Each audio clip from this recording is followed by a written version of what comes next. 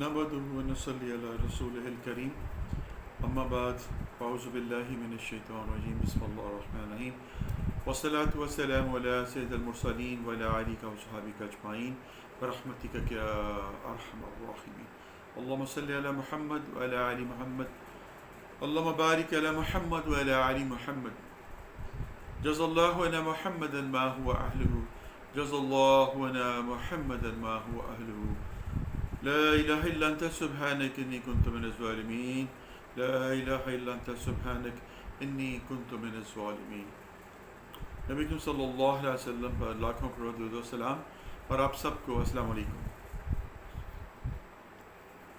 آج ہم بیان کریں گے آپ کے ساتھ، سب سے پہلے تو موضوع تو میرا آج صبر اور شکر کے اوپر بات کرنے کے ہیں، تو اس سے پہلے میں آپ کو تھوڑا سا قرآن کے بارے میں بات کرنا چاہتا ہوں۔ ناظرین کرام، آپ ذرا غور کریے، دیکھیں بے شمار تفاسیر ہیں، بے شمار بڑے بڑے اچھے مفسر ہیں، پچھلے وقتوں میں بھی اور اب کے بھی ہیں، بڑا اچھا انداز بیان ہے، بہت اچھی ان کی تحریریں ہیں، بہت اچھا سب کچھ ہے، گرپ ہے۔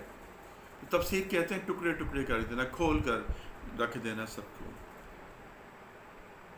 لیکن ایک عالم، ایک بہت بڑا اسکالر، مفتی، جس کے پاس مکمل طور پر اس کو یہ ترہ حاصل ہے کہ وہ اس کے اوپر گرپ رکھتا ہے، دعویٰ بھی ہے اس کے بیان کرنے میں، اور ایک جو اللہ کی راہ میں فقیر ہے، اللہ کی راہ میں جو ایک طلبگار ہے، عشق کی راہ میں ہے، اس کے بیان کرنے میں بہت فرق ہے۔ قرآن کو جب آپ پڑھتے ہیں، بڑے بڑے جید جو عالم ہیں ان کی نظر سے ان کی تفسیر کو دیکھتے ہیں، پڑھتے ہیں، تو اس میں آپ کو وہ نصاب کے مطابق سب کچھ ملتا ہے۔ جو چیز وہاں بیان کی گئی ہے اس کو اسی معنی، یعنی عربک ہے تو اس کا معنی آپ کو بتایا جا رہا ہے، اور اس کا جو بھی اس کا جو پیش آنے کا واقعہ ہے وہ بتایا جا رہا ہے، اور آپ اس کے بارے میں آپ کو علم ہو گیا کہ سورۃ البقرہ یہ اس کا کیوں نازل ہوئی، اور سورۃ النساء کیا اترنے کا موجب کیا ہے، سورۃ جو ہے تحریم کا مطلب کیا ہے، سورۃ النور کیا وجہ کیا ہے، تو ان کا جو بیک گراؤنڈ ہے وہ سب کچھ تاریخ اسلام سے بھی آپ کو پتہ چل رہے گا۔ لیکن جو نور والے ہیں، جو عشق والے ہیں، جو اللہ کی راہ کے مسافر ہیں، سالک ہیں، جب وہ اس نگاہ سے دیکھتے ہیں تو ان کے پاس صرف اور صرف اللہ اور رسول اللہ کا عشق کے سوا اور کچھ بھی نہیں ہے، وہ ہر چیز کو اسی تناظر کے اندر دیکھتے ہیں۔ تو خوش قسمتی سے الحمدللہ میں بھی اپنے آپ کو اسی راہ کے اوپر لے کے چلانے کی کوشش میں ہوں، اور اللہ سے درخواست ہے میری، اور طلبگار بھی رہتا ہوں ہر وقت کہ مجھے وہ بہترین جو ہے وہ عطا کرے علم کے حوالے سے، اور ایسی باتیں اور ایسے معاملات جو کہ عام روزمرہ زندگی میں ہماری نظروں سے گزرتے نہیں ہیں۔ تو آپ نے دیکھا ہوگا میرے لیکچرز کے اندر کہیں نہ کہیں آپ کو تھوڑی دیر کے لیے ایسا شائبہ آتا ہے کہ میں کچھ ایسی بات کر جاتا ہوں جو کہ ایک عام فہم کے لیے شاید وہ اس کی سمجھ میں نہ ہو، لیکن کیا ہے کہ جب ذکر اللہ کا کیا جاتا ہے تو پھر اللہ گرفت کر لیتا ہے، پھر اللہ ہی جو سب کچھ منہ سے نکلواتا ہے، انسان کی اپنی کوئی اوقات نہیں ہوتی۔ خیر، قرآن کے بارے میں کچھ تھوڑا حصہ میں بیان کروں گا آپ کو۔ تو آج جو تھوڑا سا آغاز ہے اس میں یہ ہے کہ غور کیجئے، اب یہ عشق کی راہ کے اندر کی آپ کو بات بتانے لگا ہوں کہ فاتح، نبی کریم صلی اللہ علیہ وسلم کا جو ہے وہ صفاتی نام ہے، افتتاح کرنے والا، آغاز کرنے والا، اوپننگ کرنے والا، کنکرر۔ اب سورۃ فاتحہ قرآن کا آغاز، جب ہم قرآن پڑھتے ہیں تو سورۃ فاتحہ ہمیں ملتی ہے، اور نبی کریم صلی اللہ علیہ وسلم کو اللہ فرمایا، اے میرے پیارے حبیب، ہم نے آپ کو 7 دہرائے جانے والی آیات عطا کی، سورۃ فاتحہ۔ اب آغاز فاتح سے ہو گیا،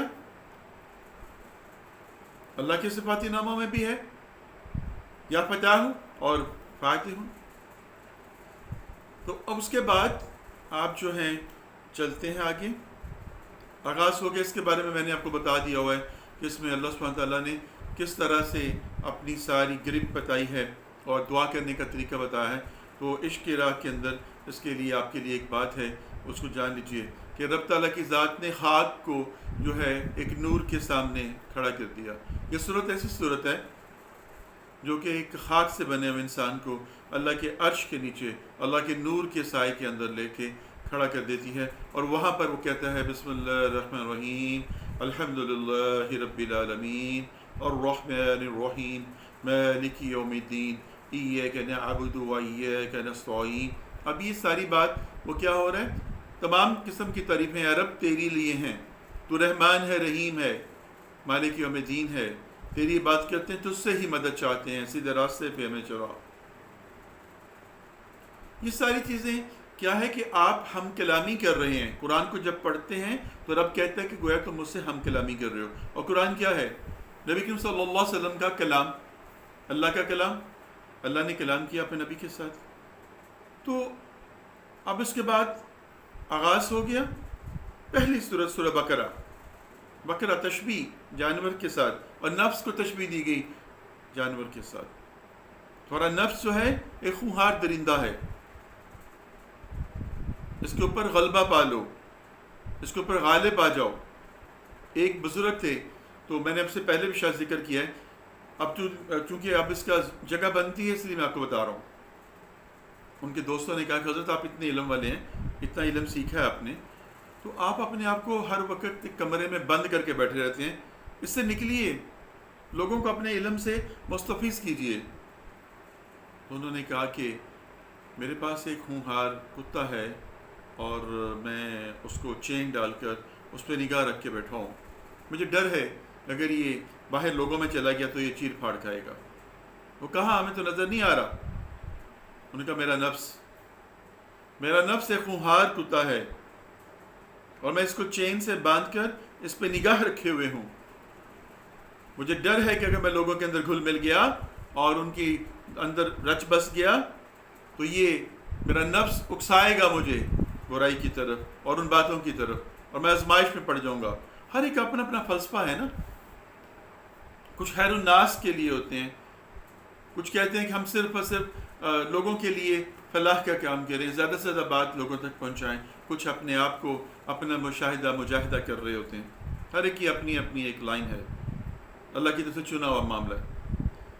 تو سورہ بقرہ، اب میں آپ کو صورتوں کے نام بتاؤں گا ٹائم ٹو ٹائم، اور آپ کو بھی چھوڑ رہا ہوں کہ آپ بھی دیکھیے. آج کل آپ کے پاس گوگل کا بالکل ایک آسان سا راستہ ہے، گوگل میں اس نام کے میننگز دیکھ لیجیے، آپ کے پاس چل جائے گا اس کا مطلب کیا ہے. بقرہ، پہلا آغاز انسان.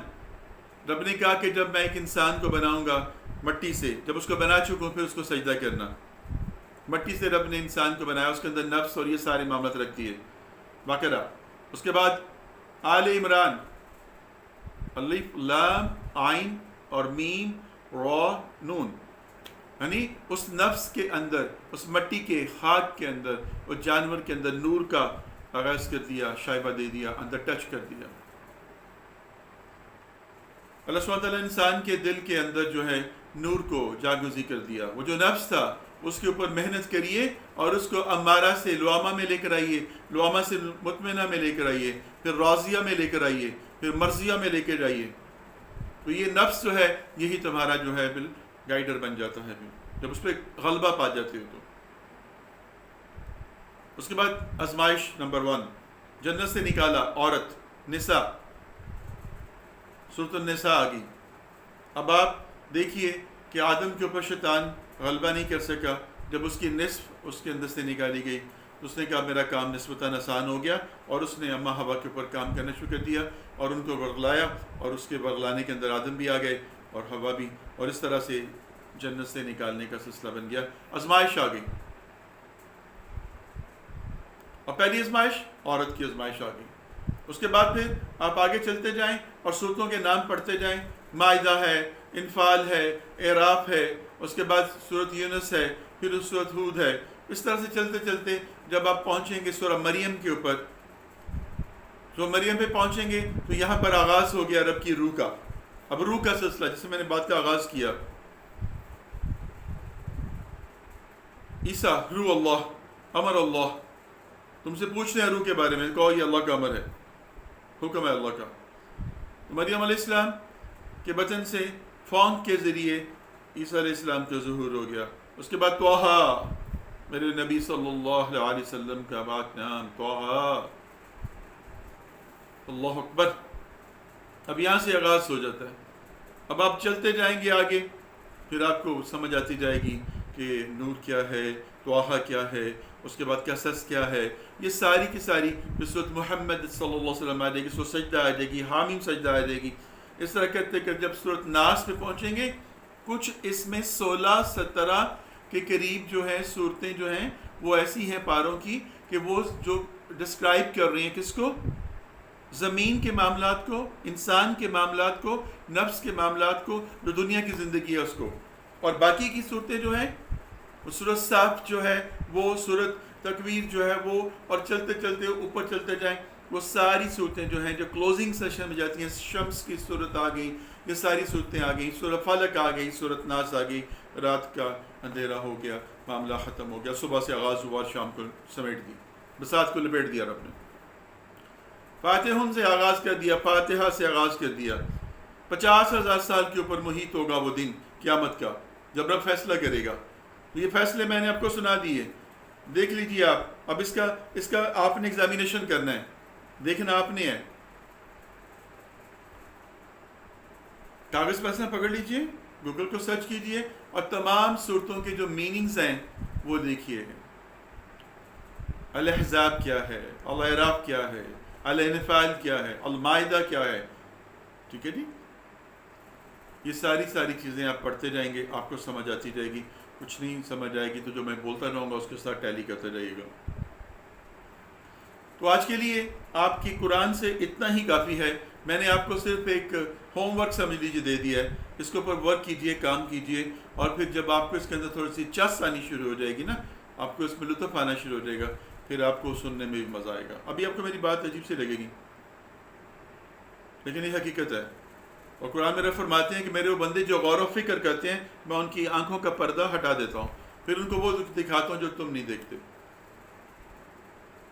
قرآن کلام ہے اللہ کا، گفتگو ہے اللہ کی نبی صلی اللہ علیہ وسلم کے ساتھ۔ اس میں ہر ایک چیز کا بیان ہے، مکمل بیان ہے، مکمل بیان ہے۔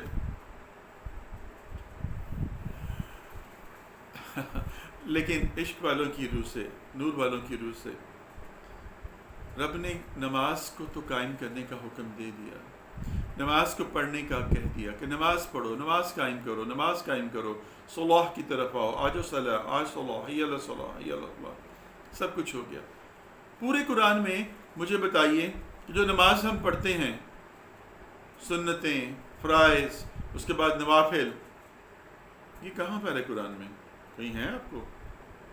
تلاش کیجئے، کہیں ملے آپ کو تو بتائیے گا ضرور مجھے۔ نہیں، رب نے کیا کیا کہ آدھا کام جو ہے وہ آپ کو بتا دیا کہ نماز قائم کرو، صبح شام ذکر کرو، لیکن طریقہ کار جو ہے وہ جس کو نماز دی ہے تحفہ معراج میں، اس سے پوچھو۔ اللہ اکبر۔ کہا کہ میرے نبی سے پوچھو جا کر، وہ جو بتائیں تمہیں اس طرح کرو، اطیعوا اللہ واطیعوا الرسول۔ اب آپ کو بتا رہا ہوں، قرآن سے بتا رہا ہوں، اپنے پاس سے بات نہیں کر رہا۔ اطیعوا اللہ واطیعوا الرسول، اطاعت کرو اللہ کی اور اطاعت کرو اللہ کے رسول کی۔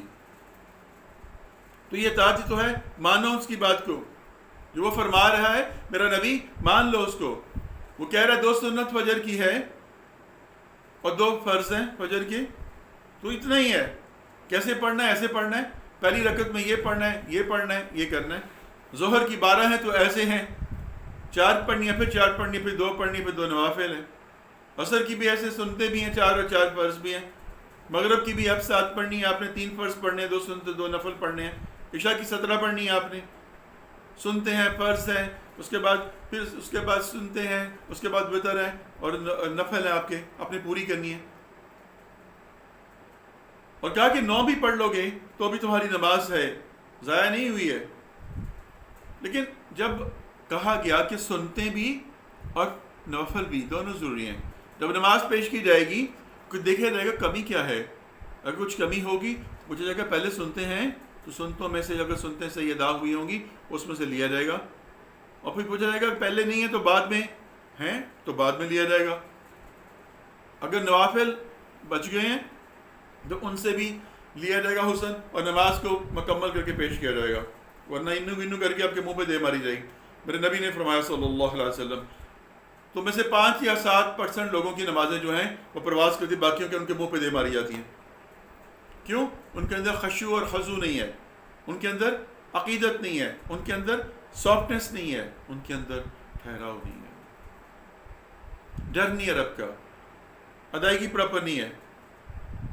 میں اکثر یہاں پر اپنے درس میں جو میرے گھر میں جو ہوتا ہے درس والا خواتین کا اور مردوں کا بھی، میں ان سے خواتین سے پوچھتا ہوتا ہوں اکثر، آپ مجھے بتائیں کہ جس کی سب سے زیادہ سپیڈ ہے وہ مجھے پڑھ کے بتائے سبحانک اللہم و بحمدک و تبارک اسمک و تعالی جدک و لا الہ غیرک، اعوذ باللہ من الشیطان الرجیم، بسم اللہ الرحمن الرحیم، پھر سورۃ فاتحہ، پھر سب سے چھوٹی سورۃ کوثر۔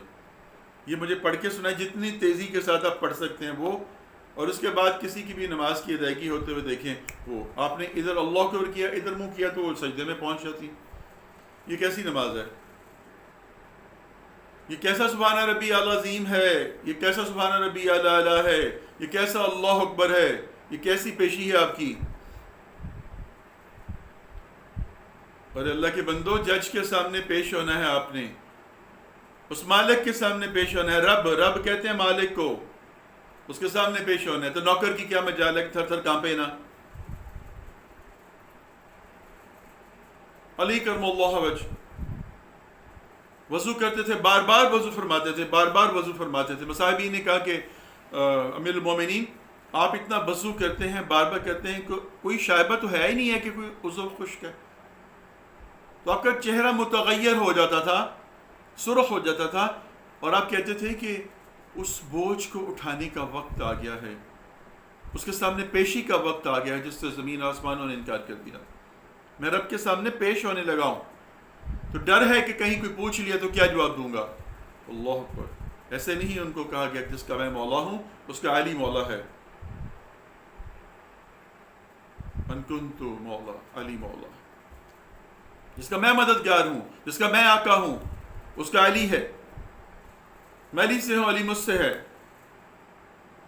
دعا کیجیے کس دن میں شعر خدا کے اوپر جو ہے وہ ایک لیکچر بھی آپ کو جو ہے وہ دوں اور بتاؤں کہ محبت رسول صلی اللہ علیہ وسلم کیا ہے اور علی سے محبت کا معاملہ کیا ہے۔ بس آپ کے لیے اتنی سی بات ہے کہ آپ دیکھیں جیسے عائشہ صدیقہ رضی اللہ تعالیٰ عنہ کا نکاح اللہ سبحانہ تعالیٰ نے آسمانوں پہ پڑھا دیا، اور کہا کہ ابو بکر کی بیٹی کے ساتھ آپ کا نکاح میں نے کر دیا، آپ بھی کر لیجیے۔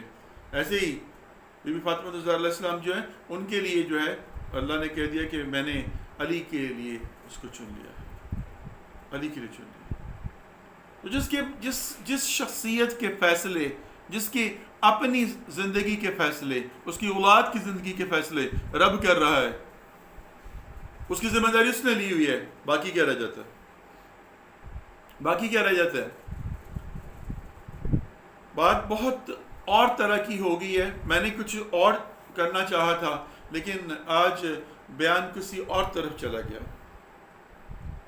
قرآن جو ہے الہامی کتاب ہے جو پچھلی تمام کتابوں کو ساکت کر دیتی ہے، ختم کر دیتی ہے، تمام ادیان کو باطل کر دیتی ہے۔ کوئی کتاب اپنی اصل شکل میں موجود نہیں ہے۔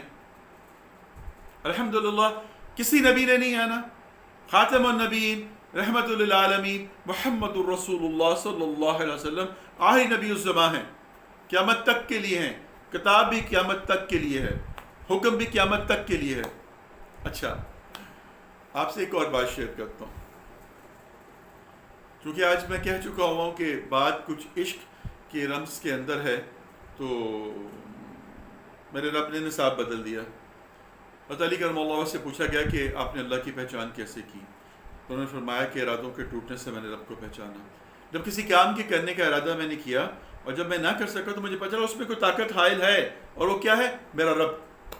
میں نے آپ سے کہا کہ میں صبر اور شکر پہ بات کروں گا، لیجیے میں نے بات ہی نہیں کی، میں نے قرآن پہ بات کرنی شروع کر دی، اور قرآن سے رب نے کہا کہ عشق والوں کی بات کرو، نور کی بات کرو، روح کی بات کرو۔ اللہ اکبر، اللہ اکبر۔ دیکھیں ایک بات میرے اندر اتری، میں نے اپنے جو میرے پاس بیٹھتے ہیں کچھ آتے ہیں ملاقات کے لیے، تو میں نے ان سے شیئر کی، یہ 2 دن پہلے کی بات ہے،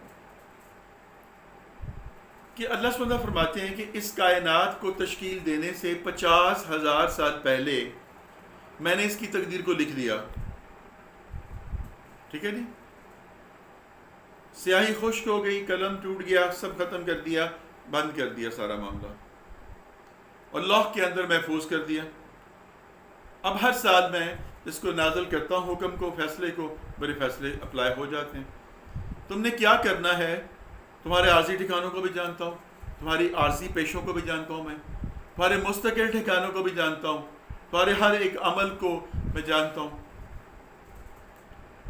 تو آج سے ذرا غور کریے، آج سے 50 60 70 سال پہلے یا 100 سال پہلے آپ چلے جائیں، تو جو کچھ ایجادات اور جو کچھ ہم آج استعمال کر رہے ہیں، اس وقت کا انسان اگر اس کو دیکھ لے، کیا اس کی امیجنیشن میں یہ چیزیں ہیں؟ نو، نہیں ہیں. تو آدم سے رب تو ایک ہی ہے اور ایک نہیں رہنا ہے، اس کے بعد اللہ شریک ہے. جب رب دوسرا نہیں ہے تو معاذ اللہ ہم یہ کہیں کہ اب یہ کہ ماڈرن رب آ گیا یہاں پر، یا جدید رب آ کے بیٹھ گیا اس سیٹ کے اوپر، اس کرسی کے اوپر، جو کوئی جدید رب آ کے بیٹھ گیا، جو یہ سارا کچھ معاملہ بن رہا ہے. ہم کہتے ہیں جی ایٹم بم اس نے ایجاد کیا، ایٹم، اور نہیں جناب، ایٹم بم اس نے ایجاد نہیں کیا. سب سے پہلا ایٹم جو ہے رب نے گرایا تھا ابابیلوں کے ذریعے، ابراہ کے ہاتھیوں کے اوپر، اور بس بن گئے تھے وہیں پہ، ٹھس ہو گئے تھے. تو پہلا جو ہے وہ ایٹم کا جو دھماکہ کیا وہ تو میرے رب نے کیا، اور میں نبی کے آنے سے پہلے کیا، 52 سال پہلے کر دیا، پہلے کیا. تو سب سے پہلے وہ یورینیم ہی تو تھا جو بابیلوں نے گرایا، اور آج ہم کہتے ہیں کہ ایٹم بم سب سے پہلے اس نے ایجاد کیا، اس پہ گرایا، ایسے ہوا ایسے ہوا. اور اب زمین سے خلا میں جاتے ہیں اسپیس شپ کے ذریعے، تو سب سے پہلے اسپیس شپ تو رب نے بھیجی تھی نیچے. براق کیا تھا، اڑنے والا گھوڑا کیا تھا، وہ روشنیوں کا بنا ہوا تھا، 1,86,000 میل فی سیکنڈ روشنی کی رفتار. اس سے بھی کیا ہوگی تو ہماری اپنی ایک کیلکولیشن ہے. تو نیچے سے براق لے کر گیا میرے نبی صلی اللہ علیہ وسلم کو. تو پہلا جو سپیس کے اندر جو بھیجی گئی، شپ بھیجی گئی، جو سواری بھیجی گئی، وہ سواری تو براق ہے. یہ بھی میرے رب نے سارا معاملہ کر دیا. تو آج اگر ہم کمپیوٹر کے اوپر، اور آج میں آپ سے بات کر رہا ہوں اور آپ میری بات کو سن رہے ہیں، ہم ریکارڈ کر رہے ہیں، سب کو بتا رہے ہیں بیٹھے ہوئے، یہ سب کچھ کیا ہے؟ یہ جدت ہے. یہ جدت کیسے آئی ہے؟ جب رب نے سب کچھ پہلے لکھ دیا ہوا تھا، تو پھر یہ کیا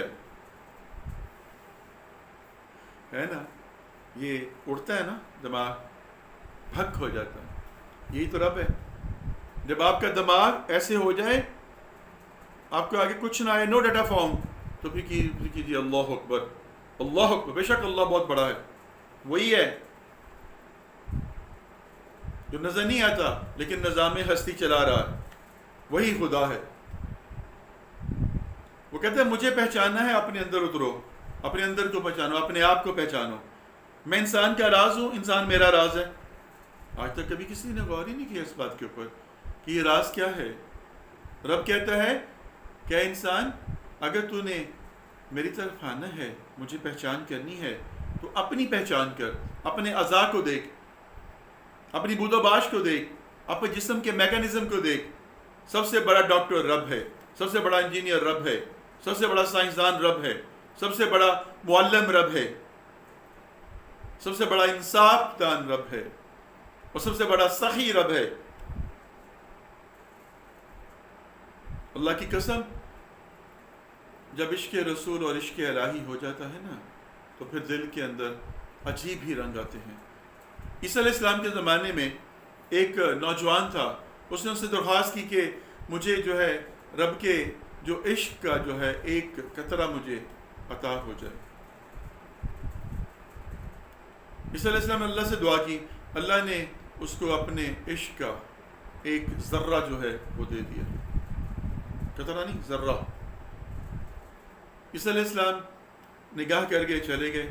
ایک عرصے کے بعد ادھر سے گزر ہوا تو دل میں خواہش ہوئی کہ دیکھوں تو صحیح اس بندے کا معاملہ کیا ہے. لوگوں سے پوچھا، انہوں نے کہا وہ کسی ہوگا پہاڑوں پہ یا کہیں جنگلوں میں. تلاش کیا تو دیکھا کہ وہ ایک پہاڑ کے اوپر آسمان کی طرف نظریں اٹھائے ہوئے دیکھ رہا ہے. عیسیٰ علیہ السلام نے سلام کیا, سلام کا جواب نہیں دیا, اس نے پیچھے مڑ کے دیکھا بھی نہیں. عیسیٰ علیہ السلام پہ غصہ آ گیا کہ اس نے میرے سلام کا جواب بھی نہیں دیا. تو اللہ کی ندا آئی کہ عیسیٰ, اس نے ہمارے عشق کا جو ہے مزہ چکھ لیا ہے, اب اس کو کچھ خبر نہیں ہے. اس کو آرے کے ساتھ کاٹ بھی دو گے تو اس کو خبر نہیں ہوگی, کاٹ بھی دو گے تو خبر نہیں ہوگی.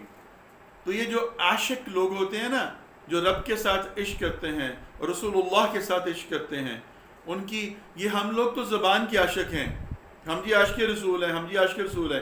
ہم نے اگر گھر میں کوئی قرآن خوانی کروا لیا, میلاد کروا لیا, تو ہم کہتے ہیں کہ ہم عاشق ہو گئے. نہیں, ایسا نہیں ہے, یہ عشق نہیں ہے. عشق وہ ہے کہ ان جیسا بننے کی کوشش کرنا, ان کے بتائے ہوئے طریقوں کو فالو کرنا, جھوٹ, غیبت, برائی, تانا زنی, ان سب چیزوں سے, حرام سے بچنا, ان سب چیزوں سے بچنے کی کوشش کرنا, ان کے نقش پا پہ چلنا. بہترین نمونہ ہے تمہارے لیے نبی کریم صلی اللہ علیہ وسلم کی ذات, تو اس نمونے کو اڈاپٹ کیجئے. تو اپلیکیشن قرآن کے اندر یہی ہے کہ قرآن ایسے ہی اپلائی ہوگا, ایسے ہی اپلائی ہوگا. دیکھیے میری بات سنیں, ایک پی ایچ ڈی کیے ہوئے ٹیچر کو آپ میٹرک کا اگر ٹیچر لگا دیتے ہیں, وہ ان کو نہیں سمجھا پائے گا, وہ ان کو نہیں سکھا پائے گا. کیوں؟ اس کا لیول بہت ہائی ہے, وہ پی ایچ ڈی ہے.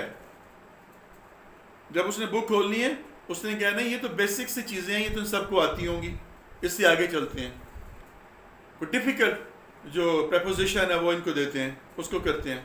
اس کا لیول, اس کا مائنڈ سیٹ بہت اوپر کا ہو جائے گا. تو محروم کون رہے گا؟ وہ کلاس کے جو اسٹوڈنٹس ہیں. تو ان کلاس کے اسٹوڈنٹس کو پڑھانے کے لیے ایک بی اے کافی ہے, ایک بی ایڈ ہی کافی ہے. وہ ان کے اوپر توجہ کرے گا, ان کے اوپر فوکس کرے گا, ان کا استاد بنے گا, معلم بنے گا, ان کو الفابیٹس بتائے گا, اے بی سی سے سٹارٹ کروائے گا ان کو, اور وہ اس کے بعد جا کر پھر آگے کوئی ایم اے ہوگا, تو کوئی پی ایچ ڈی ہوگا, تو کوئی کیا ہوگا. تو قرآن کو سیکھنے کے لیے, جاننے کے لیے ہم لوگ کیا کہتے ہیں جی کوئی بتائیں, جی کوئی تفسیر بتائیں. میں آپ کو ابن کثیر کی بتا دوں, اس کو سمجھنے کے لیے کون سی پھر پڑھیں گے آپ؟ قرآن کو ترجمے کے ساتھ پڑھیں اور حدیث نبی صلی اللہ علیہ وسلم کا مطالعہ کریں, تفسیر آنی شروع ہو جائے گی. میرے نبی صلی اللہ علیہ وسلم نے فرمایا جو چیز تمہیں شک میں ڈالے چھوڑ دو, جو واضح ہے اپنا لو. جیسے میں نے آپ کو کہا قرآن کے اندر, پورے قرآن میں نمازوں کی جو رکھتے ہیں ان کی ادائیگی کا طریقہ کہیں نہیں لکھا ہوا, اس کے اندر کیا پڑھنا ہے کہیں نہیں لکھا ہوا. تو صلاح کیسے قائم کریں گے؟ تو میں نے آپ سے عرض کیا کہ اللہ نے کہا کہ آدھا کام تو میں نے کر دیا, تحفہ تو میں نے دے دیا اپنے نبی کو, اور کہا کہ باقی کا کام ان سے پوچھو, جو وہ کہیں وہ کرو. تو پھر نماز نہ پڑھیں جو آپ نبی صلی اللہ علیہ وسلم کے بارے میں جن کو شکوک و شبہات ہیں, معاذ اللہ معاذ اللہ, پھر نماز چھوڑ دیں. نماز کے اندر درود بھی آتا ہے, سلام بھی آتا ہے, کیوں پڑھتے ہیں؟ نماز تو ضائع ہوگی آپ کی. نماز کے اندر سلام کا جواب دینا تو منع ہی ہے, نماز کے اندر سلام کرنا بھی منع ہے. کیوں پڑھ رہے ہیں سلام؟ اتحیات پہ بیٹھ کے کیا کرتے ہیں؟ سلام ہی تو پڑھتے ہیں, درود ہی تو پڑھتے ہیں. ہاں, ذرا سوچیے گا, جس کی نماز ہے اس سے بات کریں, جس کی نماز ہے اس سے بات کریں, وہی بتائے گا. جبریل امین آئے, انہوں نے آپ کو نماز امامت کروائی, آپ نے آگے اپنے صحابہ کو کرائی, انہوں نے آگے اس کو چلایا سلسلہ, اور الحمدللہ آج ہم تک نماز اپنی جامع شکل کے اندر موجود ہے. اس کے اندر سنتوں کی بھی اہمیت ہے, فرائض کی بھی اہمیت ہے, بعد کی سنتوں کی بھی اہمیت ہے, اور اینڈ پہ نوافل کی بھی اہمیت ہے. ٹھیک ہے, انشاءاللہ کسی لیکچر میں آپ کو ان کی بھی ترتیب اور ان کے بھی فوائد اور ثمرات بتائیں گے. آج کے لیے اتنا ہی کافی ہے کہ قرآن کو سمجھیے, اللہ کے نبی صلی اللہ علیہ وسلم کے ساتھ عشق کر کے, عاشق رسول بن کر قرآن کو سمجھیے. انشاءاللہ یہ بڑا لطف دے گا. جیسے میں نے آج آپ سے کہا کہ سورۃ فاتحہ افتتاح پہ بقرہ, آل عمران, نساء, مائدہ, یہ سب کچھ, انفال, اعراف, یہ سب کچھ پڑھتے جائیں اور اس کے معاملات کو دیکھتے جائیں, پھر دیکھیے گا کتنا لطف آتا ہے. تو قرآن کے ساتھ دوستی کر لیجئے, یہ آپ کو کبھی بھی بھٹکنے نہیں دے گا. انشاءاللہ قبر میں بھی, پل صراط میں بھی آپ کے ساتھ ہوگا. شیطان چاہتا ہی یہی ہے کہ قرآن کو نہ پڑھا جائے, قرآن سے بات نہ کی جائے, قرآن کو پیچھے کر دیا جائے, اور ہم اس کے پیچھے لگے ہوئے ہیں. ہم نہیں پڑھتے, معذرت کے ساتھ ہم ہندوؤں کی طرح ہو گئے ہوئے ہیں، وہ تیرتھ یاترا کرنے نکل جاتے ہیں نا، ہم بھی حج عمرہ کر رہے تھے، ہمارے گناہ سارے، ہم پوتر ہو گئے ہیں، پاک ہو گئے ہیں، گنگا جل اسنان کر لیا بس ٹھیک ہو گیا. تو آج ہمارا بھی حال ہے، رمضان میں قرآن نکلتا ہے، میں 7 قرآن پڑھے، میں 8 قرآن پڑھے، میں 12 قرآن پڑھے، کوئی بڑی بات نہیں کی. ایک اتنا سا پڑھنے بڑا ہے، سمجھ کے پڑھیں، عمل کے ساتھ پڑھیں. اللہ تعالیٰ مجھے بھی آپ کو بھی سمجھ کی اور عمل کی توفیق عطا فرمائے. وما علینا الا البیان. صدق اللہ العظیم.